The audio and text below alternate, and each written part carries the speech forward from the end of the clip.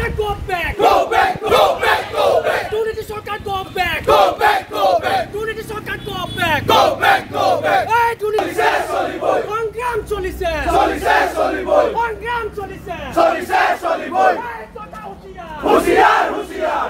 সরকার হুঁশিয়ার হুঁশিয়ার! হুঁশিয়ার! সরকার হুঁশিয়ার হুঁশিয়ার! হুঁশিয়ার!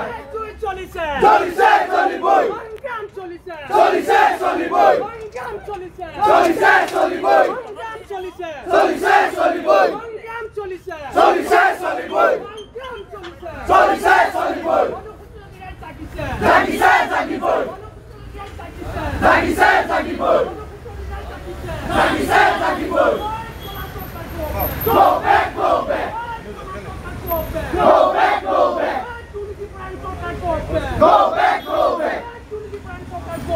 Go back! Go back!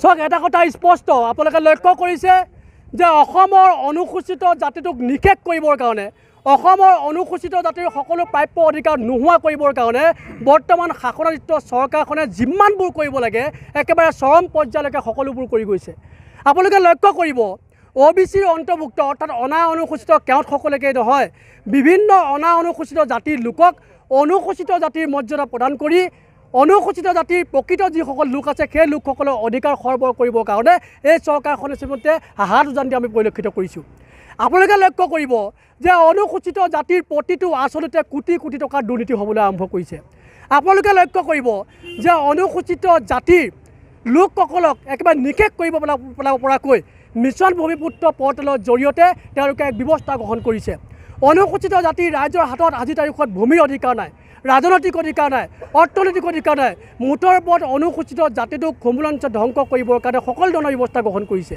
আৰু এই সকলো ব্যৱস্থাত অনুসূচিত জাতিৰ সংৰক্ষিত 8টাকৈ সমষ্টিৰ পৰা যি 8জন জনপ্ৰতিনিধি নিৰ্বাচিত হৈ গৈছে সকলোৱে কিন্তু হাত উজান দিছে আৰু তেওঁলোকৰ লগত লগ লাগি কেইজনমান দালালি ভণ্ড নেতাই এই সকলোবিলাক বিষয়ত হয় ভৰ দি কেৱল মাত্ৰ নিজৰ স্বাৰ্থ পূৰণৰ বাবে অনুসূচিত জাতিটোক বিপন্ন কৰি তুলিবলৈ কুণ্ঠাবোধ কৰা নাই সমগ্ৰ ব্যৱস্থাটোৰ বিৰুদ্ধে অনুসূচিত জাতিৰ ছাত্ৰ সন্থা আৰু 13টাকৈ সংগঠন আমি যুদ্ধ কৰিবলৈ আমি আচলতে ইতিমধ্যে সাজু হৈছোঁ আমি ইতিমধ্যে এলানি কাৰ্যসূচী 13টাকৈ সংগঠনে ঘোষণা কৰিছোঁ অহা 29 জুলাই তাৰিখৰ দিনাখন অসমৰ বিধানসভা ঘেৰাও কৰা হ'ব আৰু সমান্তৰালকৈ 1 আগষ্টত সমগ্ৰ অসম স্তব্ধ কৰি দিয়া হ'ব আৰু সমান্তৰালকৈ আমাৰ আন্দোলন কাৰ্যসূচী চলি যাব যি পৰ্যন্ত অনুসূচিত জাতিৰ ন্যায্যপ্ৰাপ্ত দাবীসমূহ পূৰণ নহয় যি পৰ্যন্ত অনুসূচিত জাতিৰ ভৱিষ্যত সুৰক্ষিত নহয় সেই পৰ্যন্ত কিন্তু আমাৰ এই যি সংগ্ৰাম এই যি আন্দোলন সেই আন্দোলন কিন্তু অধিক জংগীভাৱে অধিক তীব্ৰভাৱে চলি গৈ থাকিব